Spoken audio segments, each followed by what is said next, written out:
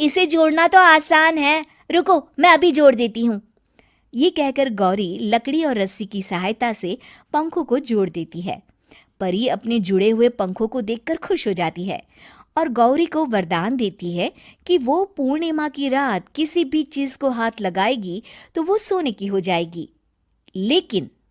लेकिन गलती से अगर उसने किसी इंसान को छू लिया तो वो अगली पूर्णिमा तक सोने का ही रहेगा।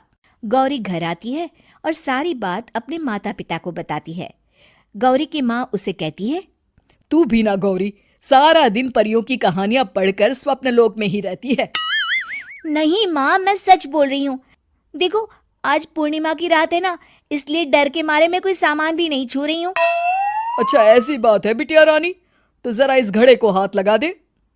गौरी घड़े को जैसे ही हाथ लगाती है वो सोने का हो जाता है। गौरी के माता पिता घड़े को देखकर हैरान रह जाते हैं। अगले दिन गौरी के पिता उस घड़े को सुनार के पास बेचने जाते हैं तो रास्ते में उन्हें कंचा काकी मिलती है। वो सोने का घड़ा देखकर गौरी के पिता से पूछती है, अरे गौरी के बापू, ये पीतल तो बड़ा चमक रहा है।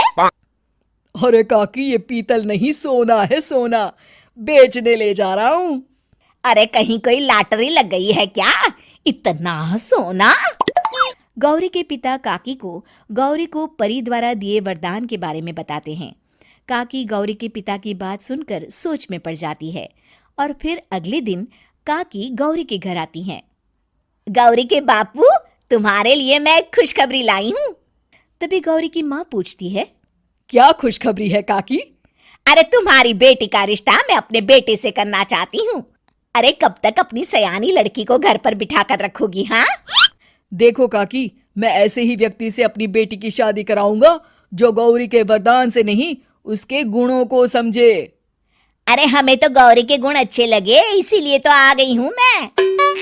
फिर गौरी के माँ बाप मान जाते हैं और उसकी शादी काकी के बेटे से हो जाती है। अगले दिन, अरे गौरी, कल पूर्णिमा की रात है, तुम्हारे पिताजी परी के वरदान के बारे में बता रहे थे, तो मैं ना कुछ चीजें रख दूंगी, जरा हाथ लगा देना।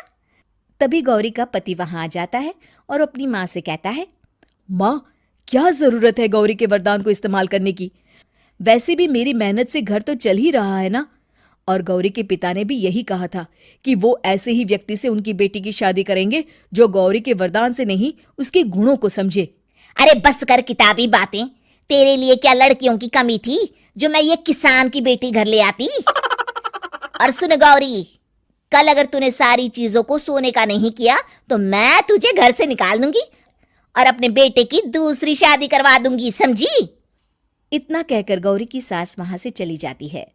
अगली पूर्णिमा की रात गौरी की सास गौरी के सामने ढेर सारे बर्तन रख देती है और कहती है, जल्दी कर गौरी, रात खत्म हो जाएगी, जल्दी जल्दी इन सारे बर्तनों को हाथ लगाकर सोने का कर दे। गौरी करती भी तो क्या, वो जैसे ही एक छोटे से बर्तन को छूने वाली होती है कि उसकी सास भड़क जाती है। क्या मजाक बना रखा है, इतने छोटे से बर्तन में क्या होगा, ये ले, ये बड़ा वाला बर्तन। जैसे ही बड़ा सा बर्तन लेकर गौरी की सास उसकी तरफ बढ़ती है, वैसे ही बर्तन के बाहर से वो धड़ाम से गिर जाती है। सास को गिरा देख गौरी उन्हें संभालने दौड़ती है और वो सास को हाथ लगाकर कहती है, अरे सासू माँ, क्या हो गया आपको, कहीं चोट तो नहीं लगी ना? लेकिन जैसे ही वो हाथ सास से हटाती है तो देखती है कि उसकी सास सोने की हो गई है। गौरी सोने की सास को देखकर रोने लगती है और अपने पति से कहती है, मुझे परी ने कहा था कि अगर मैं किसी इंसान को हाथ लगाती हूँ तो वो अगली पूर्णिमा तक सोने का ही रहेगा, अब मैं क्या करूं? अरे करना क्या है, माँ को उठाकर अलमारी में रख दो। और हाँ, लालच का फल बुरा ही होता है। ज्यादा बड़े बर्तन को सोने का बनाने के चक्कर में माँ का ये हाल हुआ है। ये कहकर वो दोनों माँ की तरफ देखने लगते हैं।